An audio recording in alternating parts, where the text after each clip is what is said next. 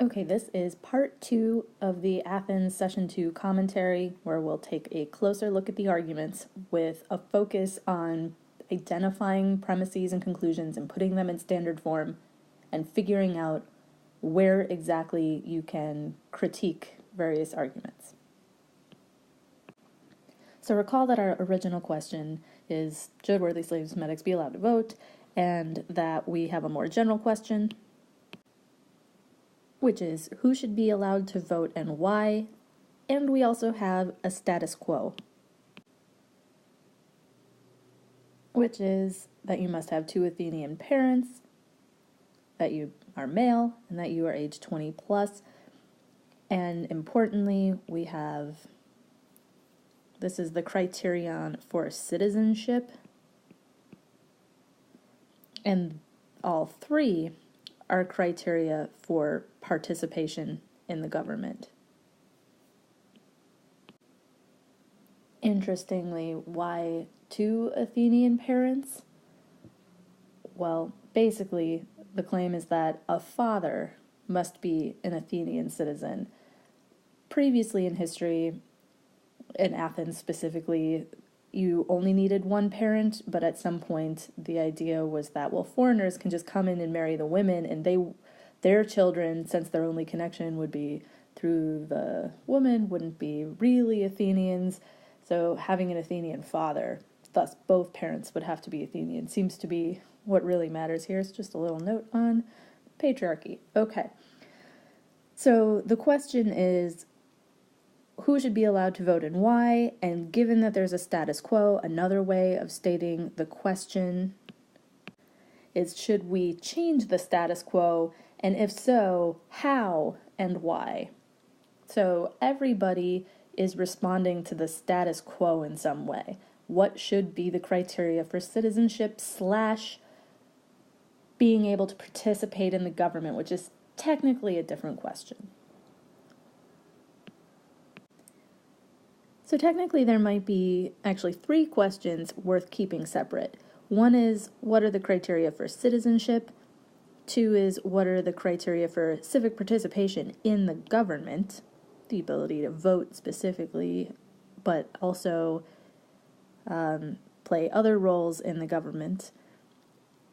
And then there's this background question, which is being assumed at least by the original question on the agenda, which is, what form of government should we have? What form of government do we currently have is part of our status quo.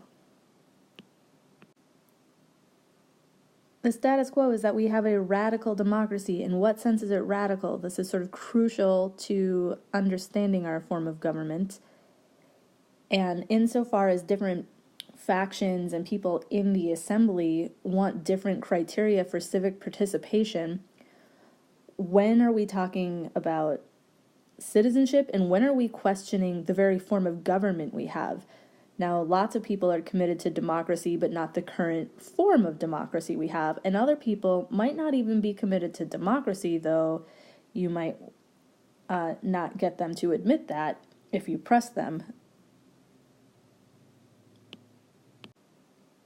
So insofar as the status quo is that all 20 plus male citizens where citizen equals has 2 Athenian parents directly participate in government, which part of this status quo are you responding to? What are all the ones we could respond to? So most fundamentally, we could be worried about the structure of government itself. Whoever the citizens are, whoever's participating, whatever. What we definitely shouldn't have is everybody directly participating. But maybe we should have a governing council, or maybe it shouldn't even be technically a democracy where there's some governing council, everybody plays some role, but the governing council plays an important role or something like that. Maybe we leave democracy altogether and instead have rule by a few and we figure out who the few are, which is a stronger claim than merely having a governing council within the democracy or something like that. But so you could challenge the very form of government that we have. You could also challenge, no, I accept everyone should directly participate. I accept that people should be adults and they should be male, but who should count as a citizen? That's what I challenge. Or you could accept, no, I like direct participation, I like the current citizenship requirement, except for I question whether or not it should be males, or I question the age group, or I question some combination of these things. Basically, where exactly are you pushing back on the status quo, if at all? Or maybe you just like the status quo and you're arguing for it against other options. As you're thinking about what kind of government you want to form within this game, hopefully you're reflecting on the reasons we have for our current form of government. Who's a citizen? Who gets to participate in the affairs of the government, in legislation, and form the sort of structure of government? What are the qualifications that you need to vote? Importantly, we do not have a direct democracy, we have a representative democracy. Who can represent you? What are the criteria for becoming a citizen? What qualifications do you have to be a president? Why? So thinking about what exactly our criteria are, as well as why have these criteria rather than other criteria. So hopefully you're reflecting on this generally. Okay, let's start by looking at the series of arguments given by those who want to expand civic participation / citizenship. So the idea is that we'll expand citizenship, then we still have 20 plus male citizens directly participating in government, but we've expanded who is a citizen and thus who qualifies to participate.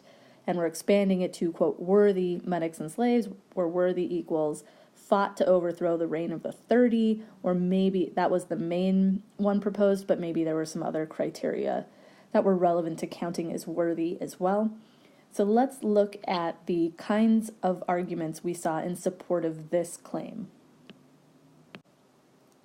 Between both sessions, or both classes in this session, I identified 5 major strains of argument for this position, like positive arguments for this position.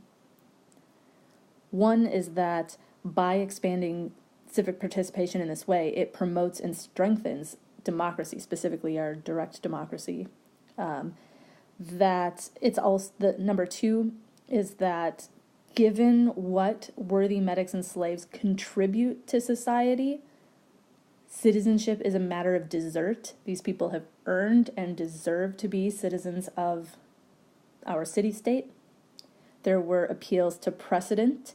In the past, Athens has admitted worthy medics and slaves into to count as citizens. There were claims related to justice, as in like something like the idea that we shouldn't profit at the expense of others, similar to the claim that medics and slaves deserve citizenship because they contribute to society. The justice claim is something like they are contributing and they deserve to be citizenship, but not only are they not getting what they deserve, we are profiting from their contributions without giving them what they deserve. So it's like an extra layer of problem here. And then there's also a debt claim, which is partially a principled claim and partially a practical claim. So these people fought in the war. We pay our soldiers. We owe them some form of compensation for their participation in the war or in for their military service.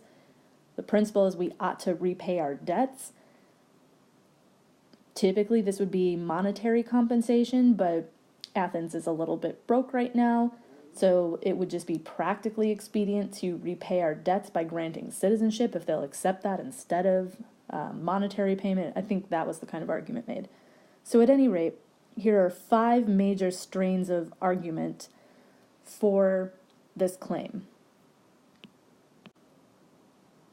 Now, of course, in addition to providing like positive arguments for the claim at hand, you should also consider who would disagree and respond to that, right? So where are people going to be disagreeing with your arguments and how can you argue against it? Didn't see quite as much of that in the two assembly sessions from the people for expanding civic participation. A lot of focus on the positive arguments for it.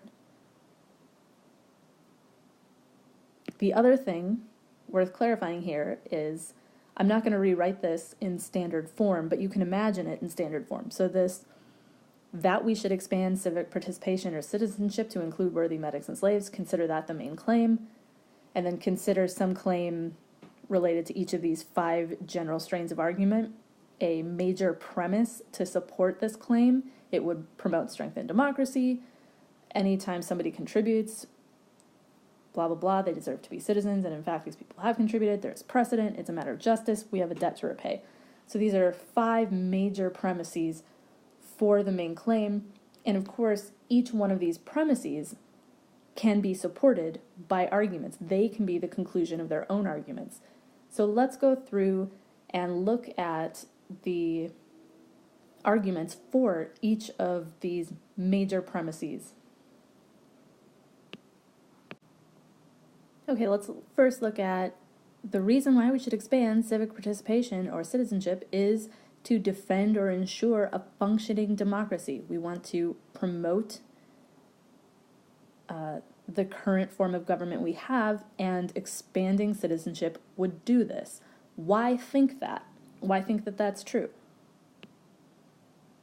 In addition to asking why think that, so imagine there's, somebody who objects to this. How could they object to it? One is they could say, I also want a functioning democracy. I just don't think that expanding civic participation will promote this democracy. And the other way you might object to it is to say, I don't want the form of government that we have now. Now, whether or not expanding civic participation is relevant to the form of government they do want is an additional question. But let's look at how somebody could support this claim.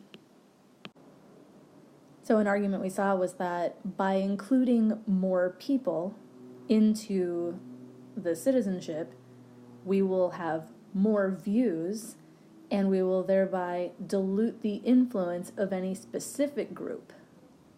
Now, how might someone respond to this? Well, we also saw certain factions respond by saying, well, you dilute the influence of some specific groups, perhaps groups that aren't represented by worthy slaves and medics, right? So the landowning aristocrats, perhaps, you'll dilute the influence of those groups, but at the same time, it seems like you might not be diluting the influence of any specific group if the radical Democrats are themselves a group, and if the other worry was that people admitted into the assembly would be in debt to the radical Democrats or something like that. But at any rate, you would be likely to be admitting more Democrats, or especially radical Democrats.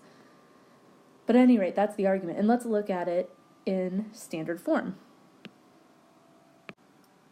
So premise 1 is we should preserve and strengthen our democracy, assuming you believe in our democracy, right? So premise 2, admitting worthy slaves and medics, indeed preserves and strengthens our democracy, and from this, hopefully you can see what would follow logically. We should admit worthy slaves and medics to our democracy. So we have our argument set up in standard form, and it is a valid deductive argument. Notice that premise 1 is a matter of principle, and that premise 2 is a factual claim.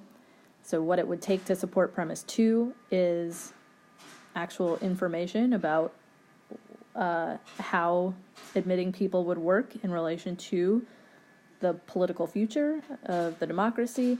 And premise 1 is a principle, which does not necessarily require factual information.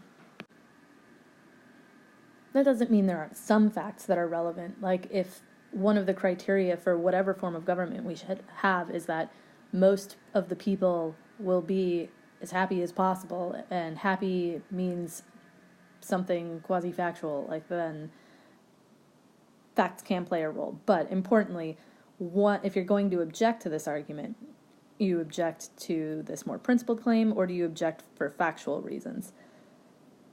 And so again, just to be clear, whenever you object to an argument, there are two ways you can object. And one is to argue that even if these are true, they don't actually support the conclusion. But since we set this up to be a valid deductive argument, they do support the conclusion. So that's good.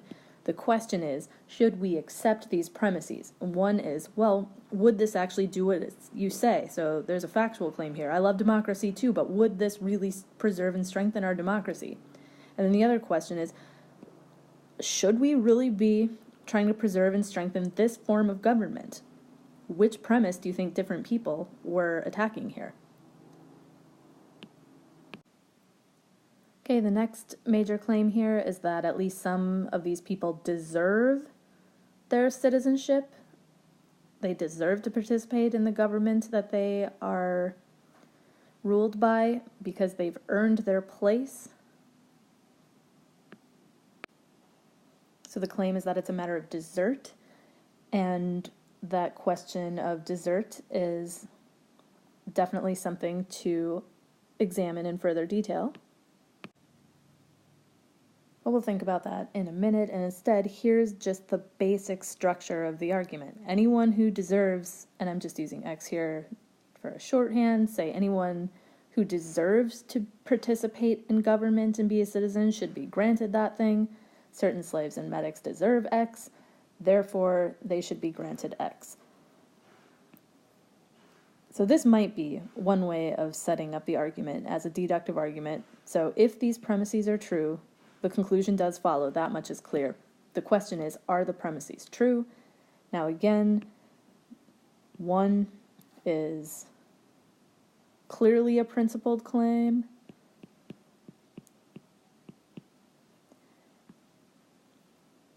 and two seems to be a mix.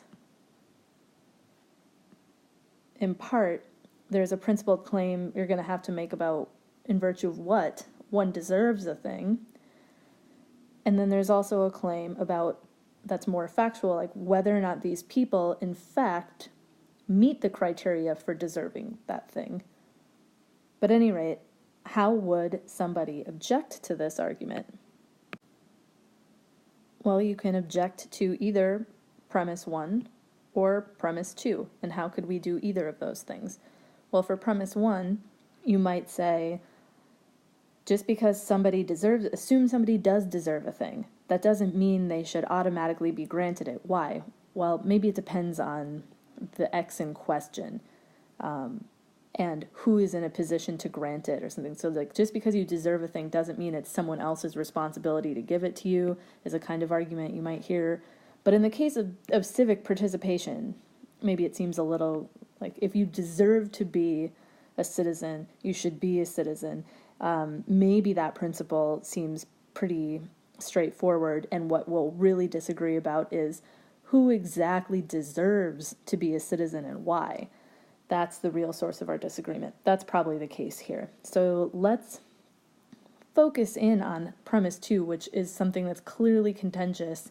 People are going to disagree in the assembly about the truth or falsity of this premise. So we're going to need to spell out the argument here.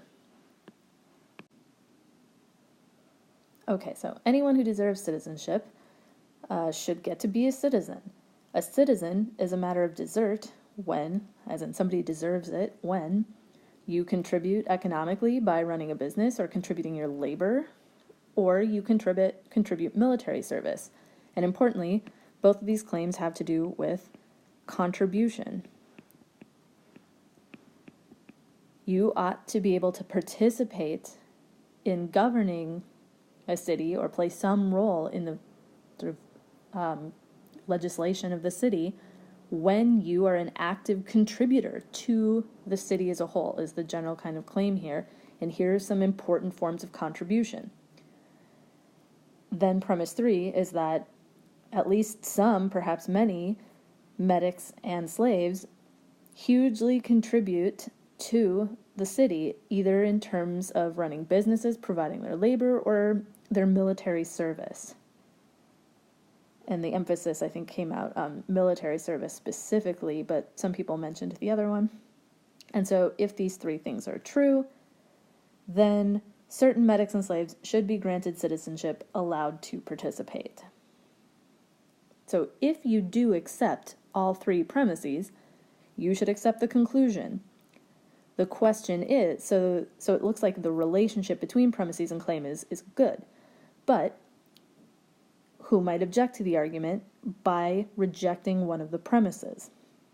They could argue that certain medics and slaves did not contribute to the city enough or in the right way, or they'd have to make some claim, because if you take the word generically, of course everybody contributes something, but is it the right kind of thing? Is it an important enough thing? And this is where you have to dig into the actual historical facts, like what is life like? What exactly is the role of these people in the community? Or they could object to number 2, citizenship is something you earn via contributions, especially business, labor, and military service. Presumably, most people are going to argue with or object to this premise, whether or not citizenship ought to be something you can earn via contribution to the city. Maybe that's important, but maybe it's not enough, or maybe it's not the most important thing. So we'll have to see how those arguments play out.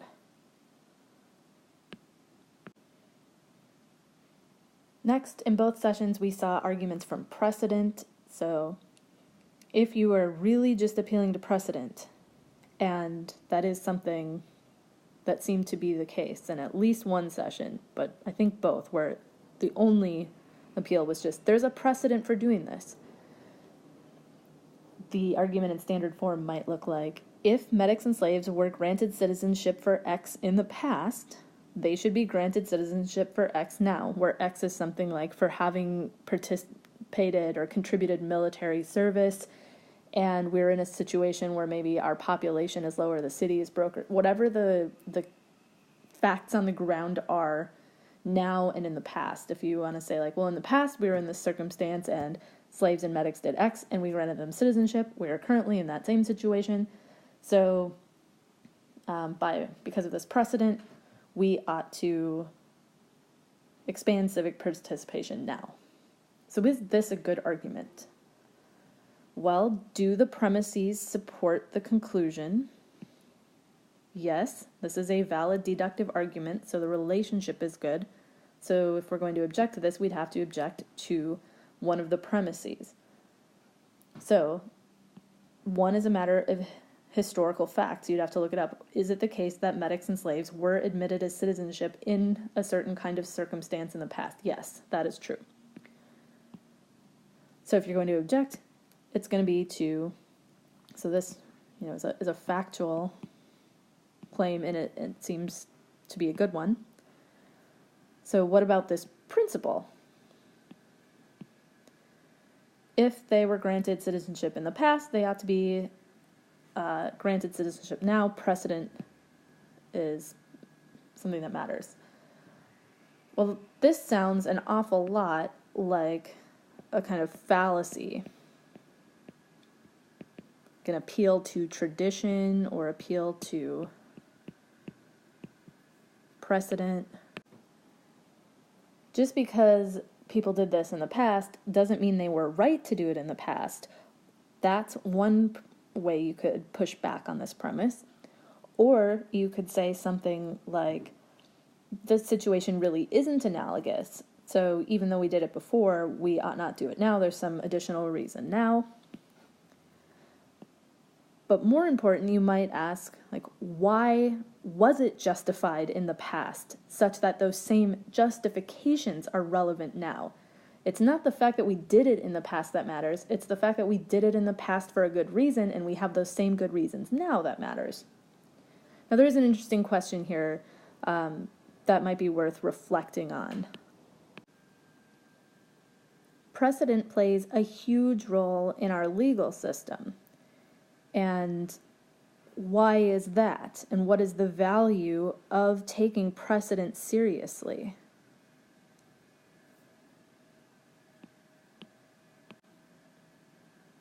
Another way of putting this is by following precedent, adhering to precedent, you're being consistent in your actions or reasoning, or in the case of, the legal system, in your interpretation and application of the law, that you're doing this consistently.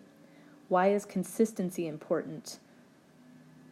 And is it possible that consistency and truth, justice, what ought to be done in a certain situation, can come apart? And so what? Like, there's some interesting questions here. But all that being said, in the current case, I'm going to say that mere appeal to precedent without any reason for justifying why we ought to either use precedent, why consistency matters, or without pointing to the reasons we had for doing something in the past such that we ought to use those reasons now, would just be something like a fallacy of appeal to tradition. Okay, so then there was something like an appeal to justice made in at least one of the sessions that we could put into standard form like this: by denying citizenship to certain groups of people, we are unjustly benefiting at their expense. This is wrong. We should not unjustly benefit at the expense of others. Therefore, we should not deny citizenship. Now, it's a valid deductive argument, so we know that the support relationship is good. Are the premises true? One, is it true that we should not unjustly benefit at the expense of others? This is a sort of principled claim. There may be ways to argue against it, but let's just assume for the sake of argument that one seems pretty plausible, at least on the face of it. Is it true that by denying citizenship to certain people, we are wrongly, unjustly benefiting from their labor, like at their expense? So we benefit from the labor of others all the time. When I just go to the grocery store, I'm benefiting from the labor of the many people who work at the grocery store and make it possible for me to buy apples or whatever. But I'm not unjustly benefiting from their labor. You might think, there's probably ways that you could argue against this, right? But insofar as people are paid for their services and get to choose, have some amount of choice in their jobs, something like that, you might think that you are not unjustly benefiting from their labor or unjustly benefiting at their expense. But then in other cases, it's clear that we do sort of collect rewards and privileges that are got at the expense of others in a way that is unjust. Is denying citizenship to people who contribute to society such an injustice? Is it a way of wrongfully benefiting from others' labor or at the expense of others or something like that? So this is clearly the premise that people are going to be disputing. And last but not least, there is the argument that we owe a debt. So we owe a debt, presumably monetary compensation, to soldiers. Debt can be satisfied by assumption, by money or citizenship. We're short on money. It can't be satisfied by money.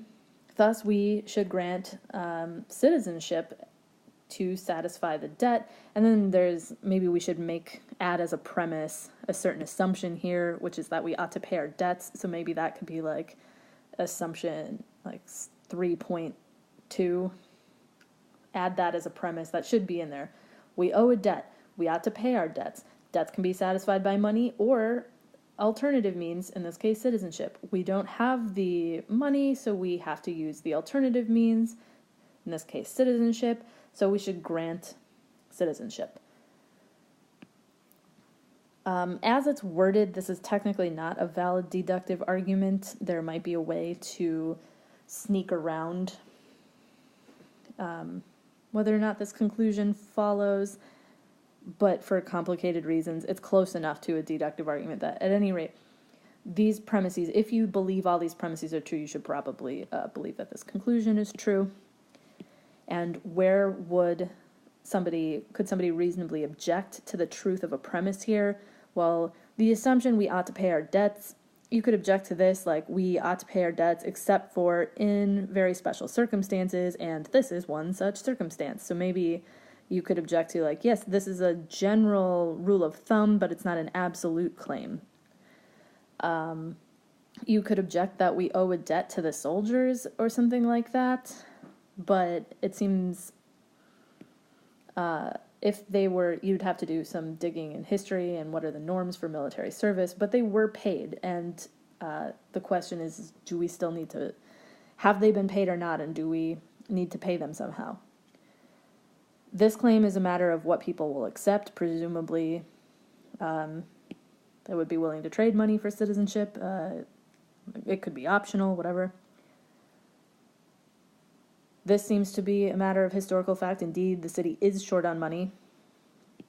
So there are some practical reasons here.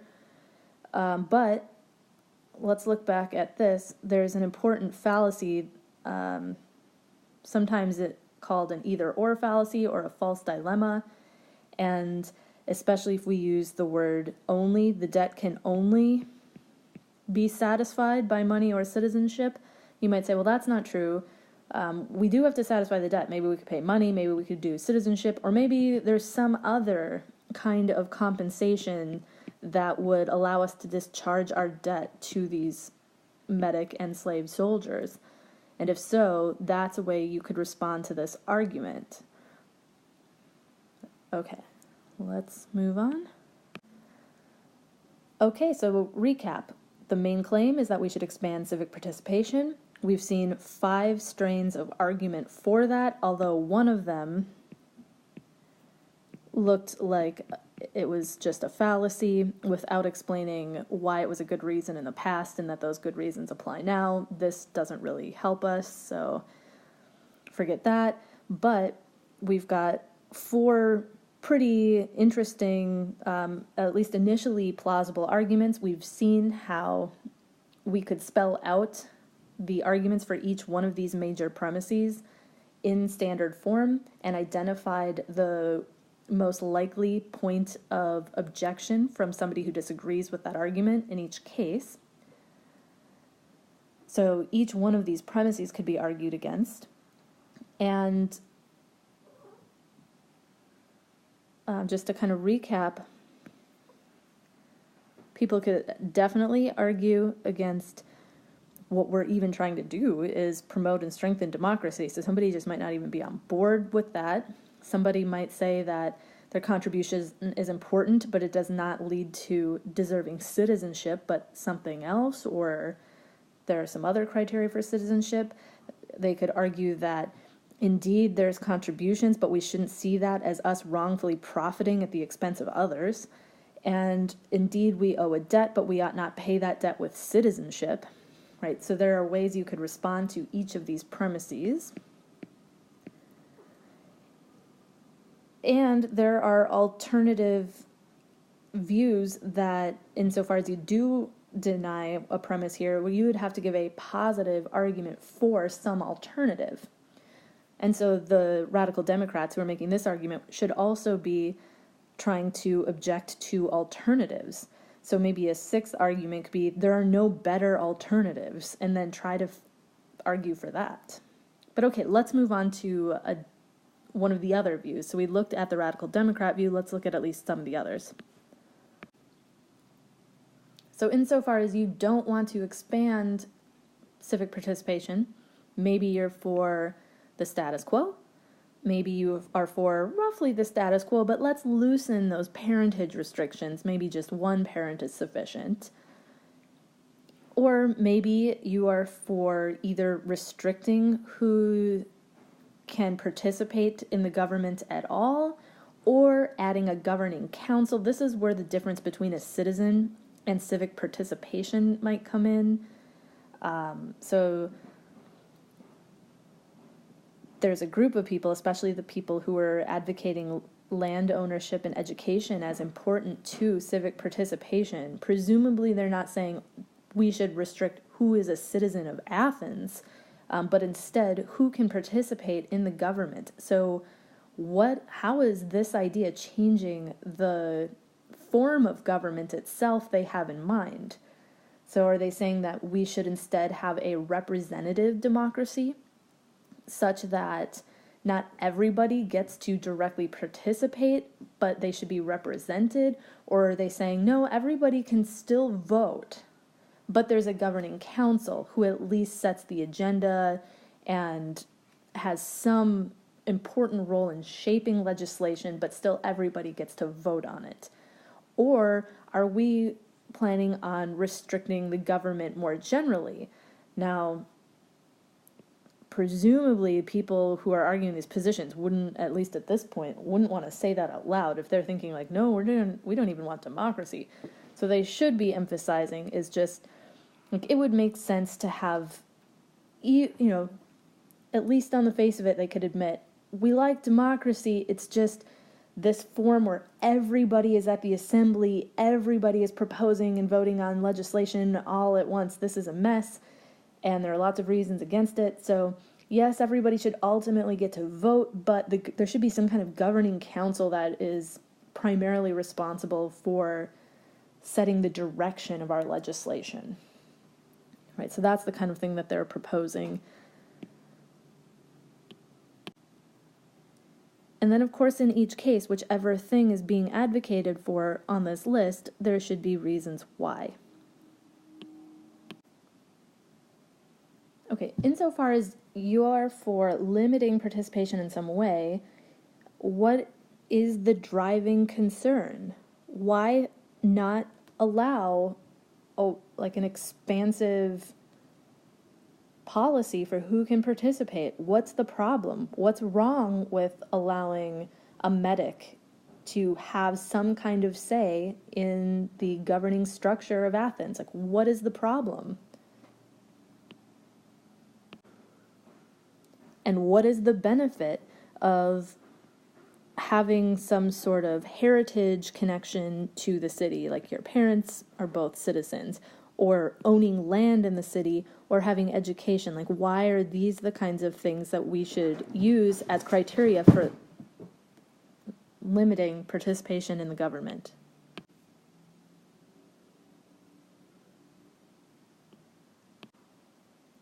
Here's one way to sort of get a hold on looking at this. Maybe we should think about the goal of our city-state, our community.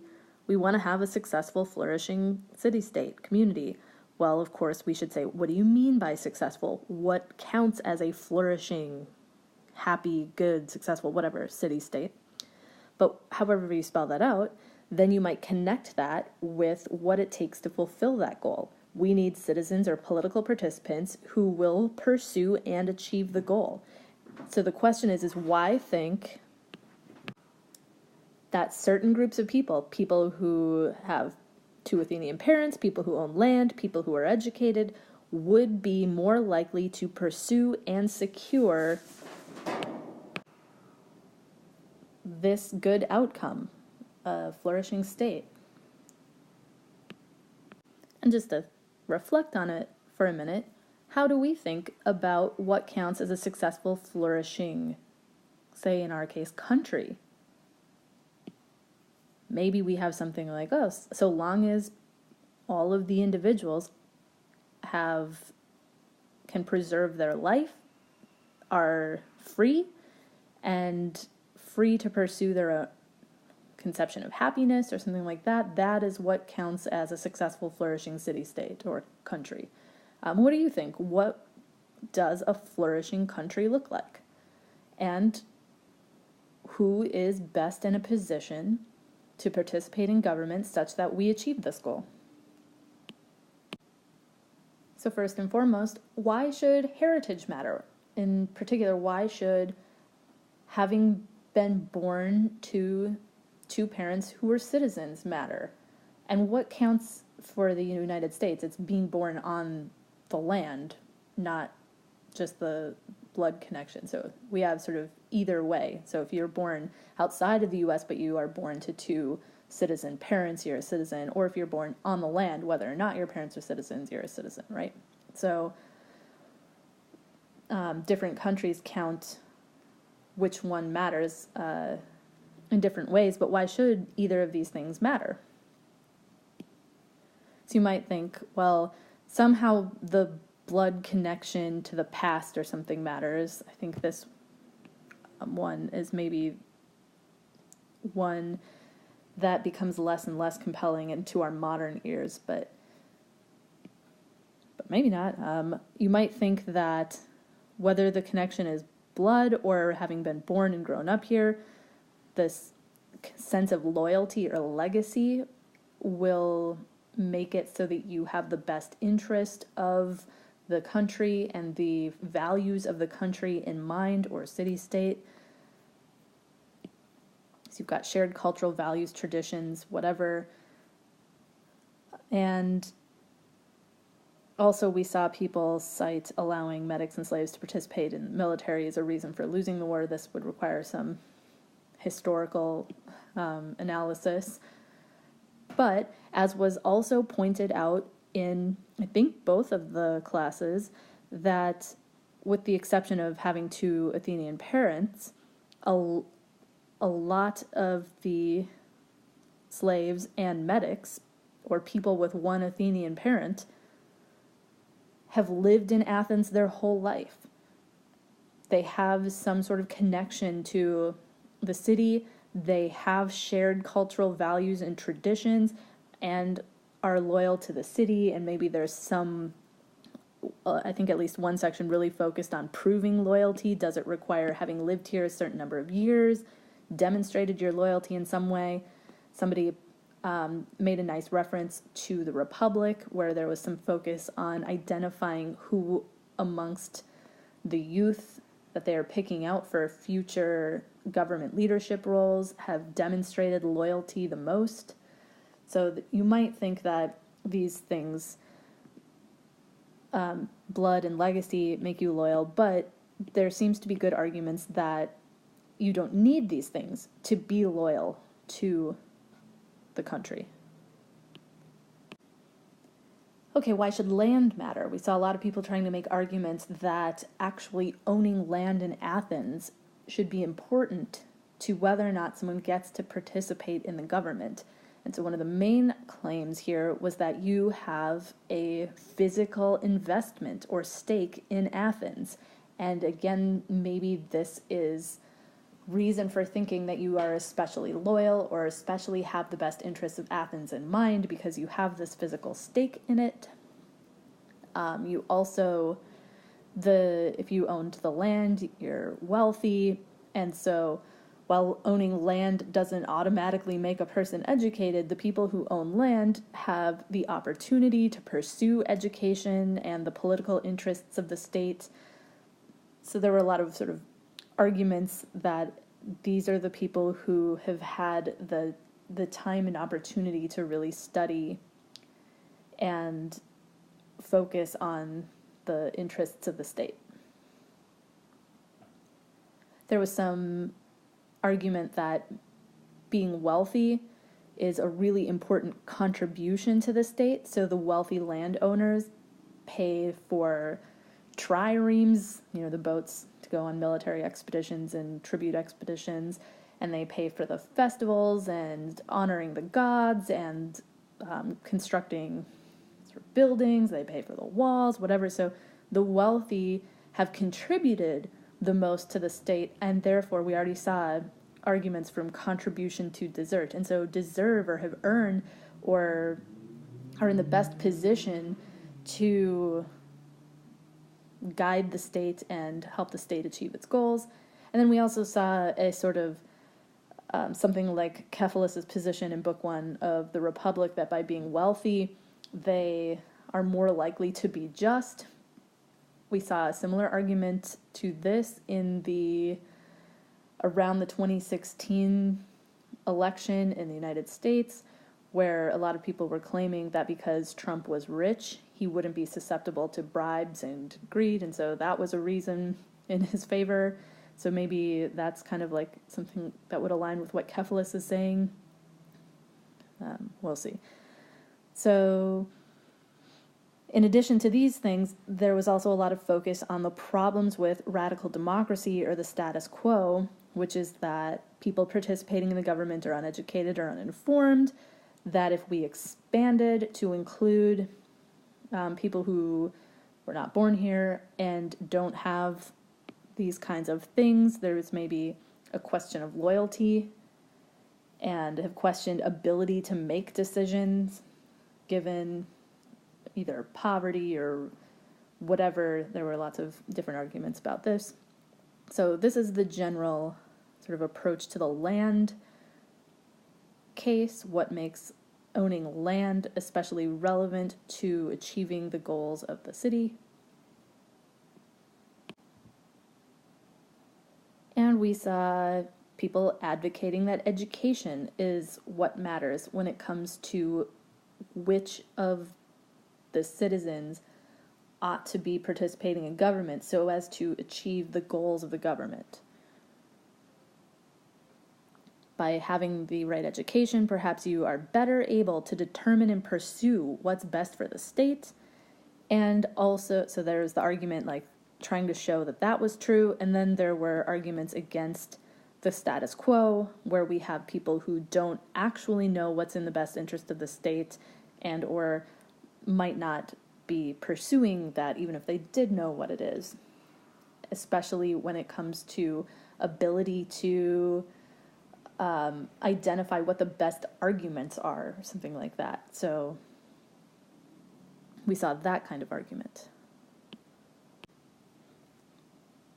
Okay, so just to kind of recap, we could generally structure the argument for one of these other positions perhaps like this. Premise 1, the criteria for civic participation should be a matter of dedication to and ability to secure the interests of the city-state, in this case Athens.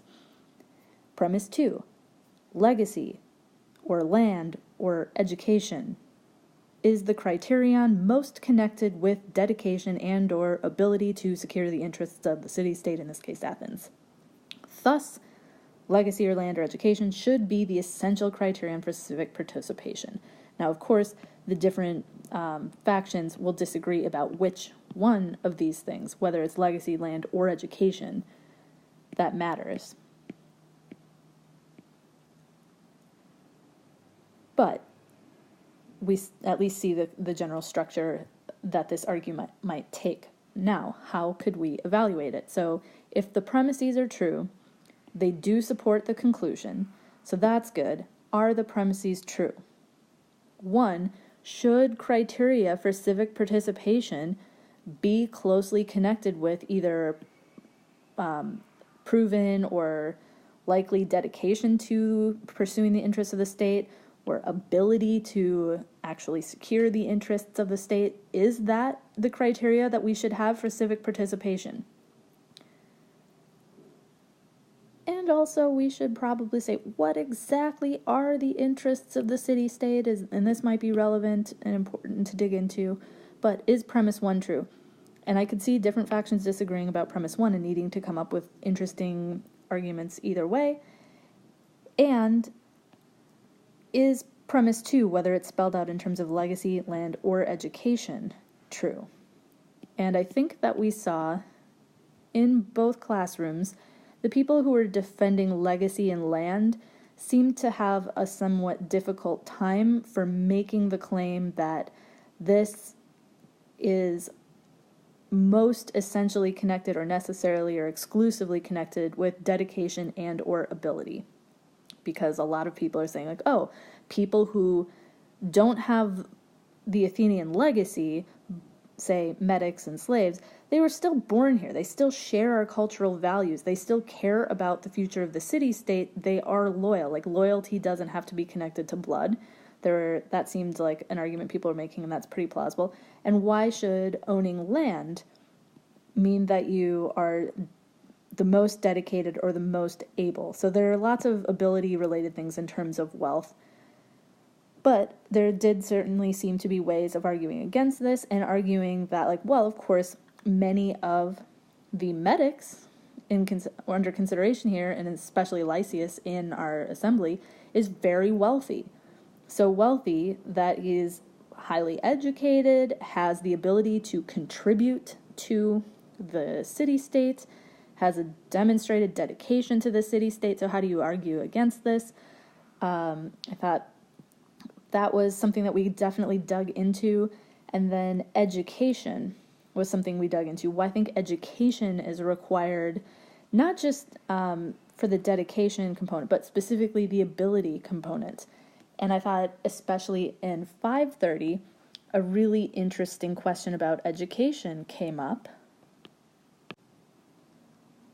And that question had to do with the difference between education and indoctrination. And I think that opens a whole space of really interesting questions that you might reflect on from your own modern perspective as well.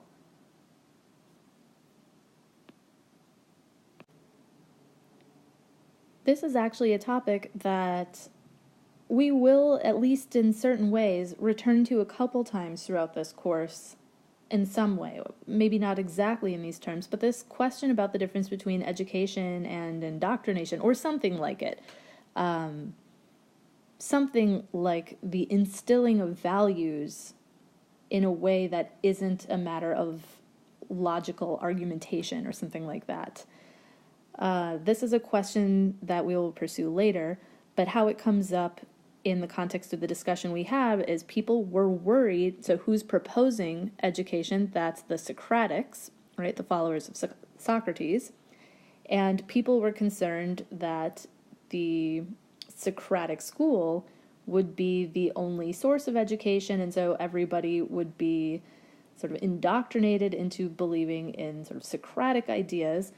Interestingly, somebody brought up that what Socrates demonstrates is a certain process of critical thinking, which is not indoctrination. He's asking us to question our assumptions and identify the best arguments for things. But what I want to push you to do is ask, how does this square with the education described in the Republic? So this is a potentially interesting question that you might want to delve into as you think about the future of Athens and civic participation and where education should fit in and what kind of education we have. Also, insofar as we're thinking about kind of education, to our modern ears, it's really common to think of education in terms of basically anything other than a moral education.